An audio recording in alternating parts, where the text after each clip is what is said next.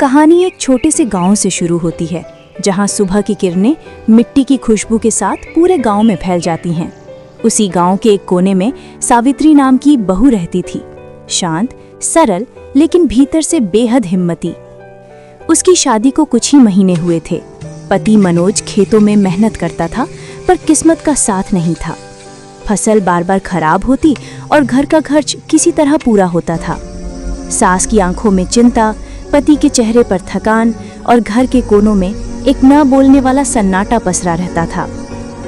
सावित्री रोज यही सोचती, क्या कोई रास्ता नहीं जिससे वो अपने घर की मदद कर सके।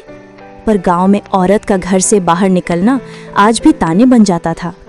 लोग कहते, बहू को क्या जरूरत है काम करने की। पर सावित्री की सोच दूसरों से अलग थी।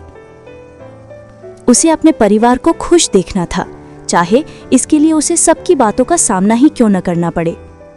एक दिन उसने ठान लिया कि वो कुछ अपना करेगी। घर के बाहर की पुरानी चौपाल पर उसने एक छोटी सी चाय की दुकान लगाने का निश्चय किया। पुराने बर्तनों को मांजा गया, एक पुराना ठेला ठीक करवाया गया और इसी तरह सावित्री की चाय नाम से उसकी दुकान शुरू हुई। पहले दिन उसने बस 2 लीटर दूध में चाय बनाई।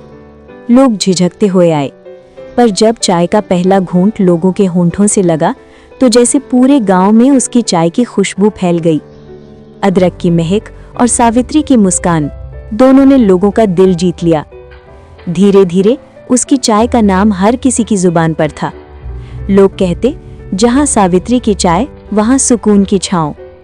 हर सुबह किसान, मजदूर और बच्चे उसके ठेले पर आते, हंसी मजाक करते और दिन की शुरुआत करते। सावित्री को लगता जैसे उसकी मेहनत अब रंग लाने लगी हो। समय बीतता गया, सावित्री दिन रात मेहनत करती रही। अब वो गांव की बहू नहीं, बल्कि गांव की चाय वाली दीदी बन चुकी थी। उसकी चाय अब सिर्फ पेय नहीं रही, वो उम्मीद की खुशबू बन गई थी। पर जीवन का रास्ता कभी सीधा नहीं होता। एक दिन जब सावित्री दुकान बंद करके घर लौट रही थी, तो अचानक उसके ठेले का टायर फट गया। सारा सामान सड़क पर बिखर गया और लोगों की भीड़ देखते ही देखते हटने लगी। सावित्री वहीं बैठ गई, थकी हुई, टूटी हुई, जैसे सारी मेहनत एक पल में मिट गई हो। उसकी आंखों से आंसू बह निकले, लेकिन अगले ही पल उसने खुद से कहा कि अगर शुरुआत मैंने की थी तो इसे फिर से खड़ा करना भी मेरा काम है।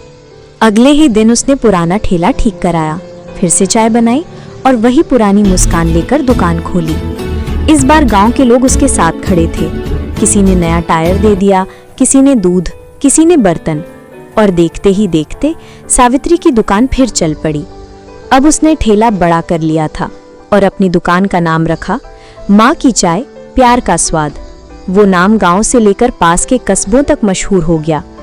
अब वहां सिर्फ चाय नहीं, समोसे, पकौड़े और बिस्किट भी मिलने लगे। सावित्री हर दिन सुबह मंदिर जाकर भगवान को धन्यवाद देती। उसे एहसास हुआ था कि मेहनत और विश्वास अगर साथ हों तो छोटी सी चूल्हे की आग भी बड़े सपनों को जला सकती है।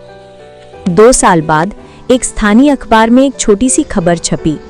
गांव की बहू सावित्री देवी बनी प्रेरणा, जिसने चूल्हे से शुरू किया और सफलता की महक फैला दी।